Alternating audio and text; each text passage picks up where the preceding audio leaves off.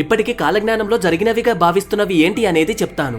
First one, ఒక అంబ అంటే ఆరామే 16 సంవత్సరాల వరకు రాజ్యమేలుతుంది అని బ్రహ్మంగారు చెప్పారు. ఆయన చెప్పినట్టుగానే ఇందిరాగాంధీ గారు 15 సంవత్సరాల 300 రోజులు అంటే 5 రోజులు తక్కువ 16 సంవత్సరాలు ఇండియాని చాలా స్ట్రాంగ్ గా పాలించింది. సెకండ్ వన్, శ్వేతముఖం కలవారు భారతదేశాన్ని పాలిస్తారు అని రాశారు. శ్వేతముఖం అంటే తెల్లవాళ్ళు అంటే బ్రిటిషర్స్. వీళ్ళు దేశాన్ని ఎన్ని సంవత్సరాలు పాలించారో మీకు తెలుసు. థర్డ్ వన్, తెర మీద బొమ్మలు గద్దెలెక్కుతాయి, రంగులు చూసి ప్రజలు మోసపోతారు. అంటే దీని అర్థం ఏంటి అంటే యాక్టర్స్ పాలిటిక్స్ లోకి వస్తారు అని. ఆయన చెప్పినట్టుగానే ఎన్టీఆర్ గారు, ఎంజీఆర్ గారు పాలిటిక్స్ కు వచ్చి రాజ్యమేలారు అంటే సీఎం కుర్చీ ఎక్కారు. నాలుగవది, శనిగ్రహం మిథున రాశిలోకి వచ్చినప్పుడు చాలా మంది ప్రాణాలు కోల్పోతారు. 1913, 1943, 1973 అండ్ అలాగే 2003 ఈ సంవత్సరాల్లోనే శనిగ్రహం మిథున రాశిలోకి వచ్చింది. అయితే 1913లో అప్పుడే వరల్డ్ వార్ మొదలవబోతుంది. అంటే అప్పుడప్పుడే దేశాల మధ్యలో గొడవలు స్టార్ట్ అయ్యాయి.